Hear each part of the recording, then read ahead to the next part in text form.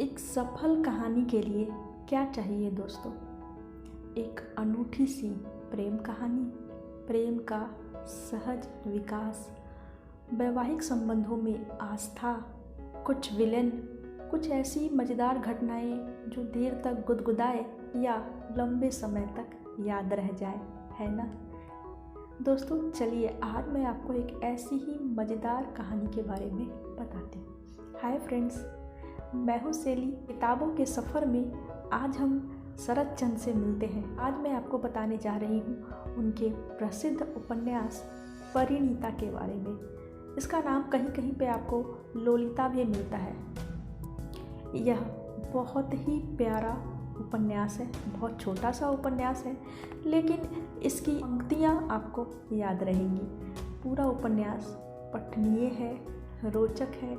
Lolita और शेखर की जो प्रेम कहानी है वह आपको बांधती है।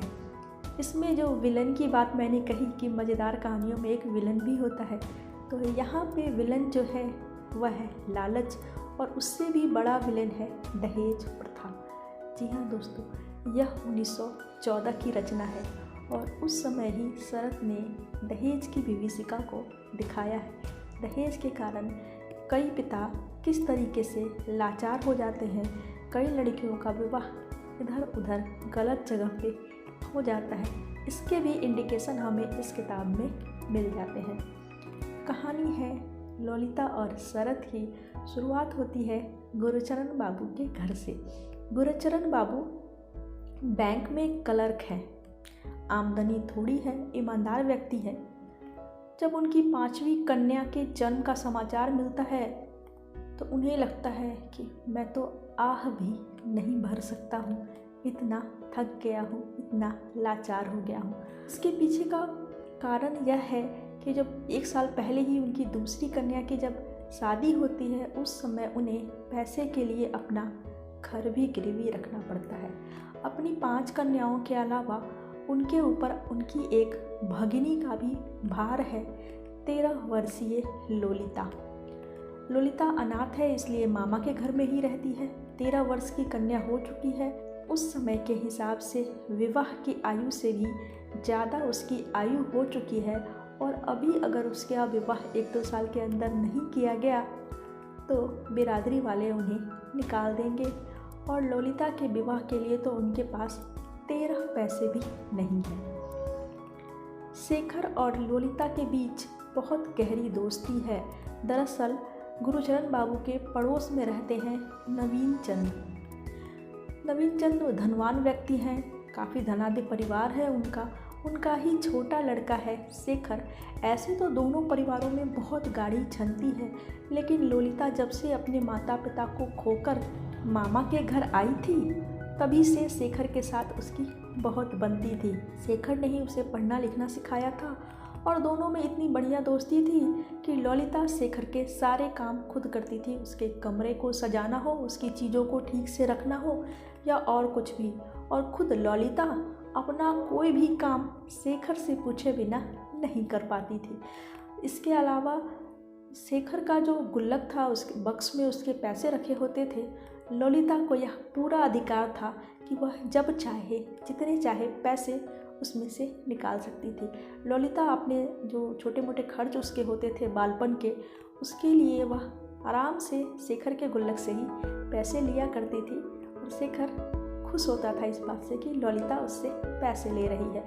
उन दोनों की दोस्ती बहुत सहज सरल ढंग से आगे विकसित होती है, और जब वह बड़े होते हैं, 13 साल की लोलिता हो जाती है, तब तक यह प्यारा सा स्नेह बंधन एक निष्ठ प्रेम में बदल चुका होता है। शेखर को बार बार यह डर रहता है कि उसके धनाढ्य पिता कभी भी लोलिता से उसके विवाह के लिए तैयार नहीं होंगे, और इस तरीके से लोलिता की शादी कहीं और हो जा सकती है। इसके कारण वह काफ़ी चिंतित भी रहता था, क्योंकि दोनों परिवारों ने अपने अपने बच्चों के लिए रिश्ते ढूंढना शुरू कर दिए थे। शेखर के पिता उसके लिए एक धनाढ्य घर का रिश्ता लेके आए थे, जहाँ से दहेज में बहुत मोटी रकम मिलने वाली थी। इसी बीच पड़ोस में गिरीन्द्र नाम का एक व्यक्ति रहने आता है अपने रिश्ते के बहन के घर में। वह आता है, उसे ललिता भा जाती है क्योंकि ललिता देखने में बहुत खूबसूरत थी। इसके अलावा सभी गृह कार्य में निपुण थी। एक महिला को जितने काम आने चाहिए थे ललिता सभी में निपुण थी। इसके अलावा बुद्धिमती भी थी। गिरीन्द्र को ललिता की ये सारी जो अदाएँ थी, विशेषताएँ थी, बहुत पसंद आती हैं और वह उससे विवाह करने की इच्छा जताता है। गिरीन्द्र काफ़ी रईस व्यक्ति भी रहता है। पड़ोस के घर में चूँकि वह रह रहा था, ललिता का उस घर में भी आना जाना था, तो वहाँ गिरीन्द्र से उसकी मुलाकात होती है, बात होती है। शेखर को जब यह पता चलता है तो उसे बहुत बुरा लगता है। जब ललिता को भी गिरीन्द्र के इरादों के बारे में पता नहीं था, तभी शेखर ने इसे भांप लिया था और वह इसे प्रकट नहीं कर पा रहा था क्योंकि वह अपने घर में ललिता से विवाह की बात नहीं कर सकता था, तो वह गुस्सा रहा करता था। इसी दौरान एक दिन शेखर को किसी के रिश्ते में विवाह के लिए जाना था। माँ उसे मनाती है, लेकिन शेखर देख चुका था कि ललिता और गिरीन्द्र कहीं जाने वाले हैं। यह सोच के वह काफ़ी परेशान रहता है, अपने कमरे में गुमसुम बैठा रहता है। तभी ललिता वहाँ आती है।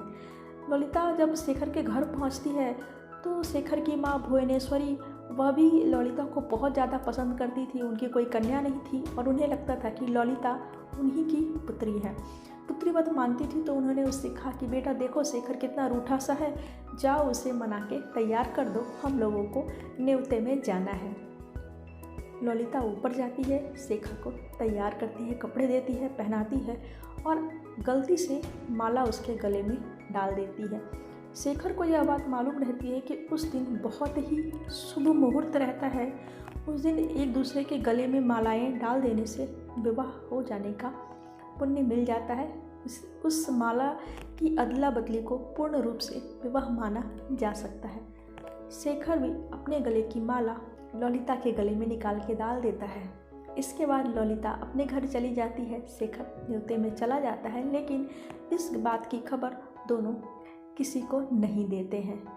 इस बीच अचानक से ललिता के मामा यानी कि गुरुचरण बाबू बीमार होते हैं और उनके इलाज के लिए काफ़ी सारे रुपए की ज़रूरत होती है। वे अपने मित्र बगल वाले नवीन चंद जी से पैसे की मांग करते हैं, लेकिन वो पैसे देने को तो तैयार नहीं होते हैं। साथ ही घर जो उनके पास गिरवी था उसे भी रख लेने की बात करने लगते हैं, क्योंकि अभी तक पिछले साल के कर्ज से कुछ भी लौटाया नहीं जा सका था। ललिता सोचती है कि वह शेखर से पैसे ले ले, लेकिन यह भी नहीं हो पाता है। इस बीच गिरीन्द्र सामने आता है, कहता है कि मैं इलाज करवा दूंगा, लेकिन ललिता से विवाह भी करूंगा। घर वाले इसके लिए मान जाते हैं। ललिता चुप रह जाती है। सामने मामा का जीवन था, दूसरी तरफ गिरीन्द्र।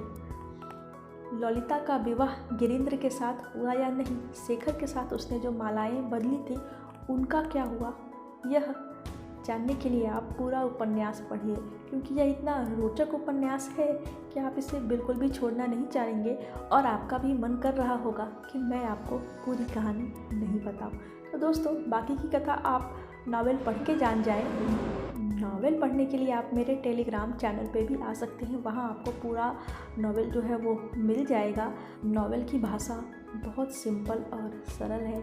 आपने अगर सरल साहित्य को पहले पढ़ा है तो आप उसकी भाषा से तो चमत्कृत हुए ही होंगे। आपको यह भी पता होगा कि ऐसे तो शरद बंगला के लेखक हैं, लेकिन भारत में सबसे अधिक अनुदित उनकी ही रचनाएं हुई हैं, सबसे अधिक पढ़ी जाती है उनकी रचनाएं। उनकी पठनीयता शुरू से अभी तक कभी कम नहीं हुई है और इसके पीछे का कारण उनकी रचनाओं की रोचकता ही है। स्त्री पात्र जो शरद के होते हैं वे आपको बरबस याद रह जाते हैं। नॉवेल पढ़ के आपको ऐसा ज़रूर लगता है कि ऐसी स्त्री आपने कहीं ना कहीं देखी है। आपको ये ज़रूर महसूस होगा कि अगर यह घटना मेरे साथ होती तो मैं बिल्कुल ही ऐसा ही सोचती। इसीलिए शरद को स्त्री मन के सबसे बड़े चितेरे के रूप में जाना जाता है। यह भी कहते हैं शरद ने स्त्रियों के मन का हर वो कोना छू लिया है, यहाँ तक कि किसी अन्य महिला लेखिका भी वहाँ तक नहीं पहुँच सकी है। तो जो नॉवेल की रोचकता है वो आप इसे पढ़ के समझें। Bye bye.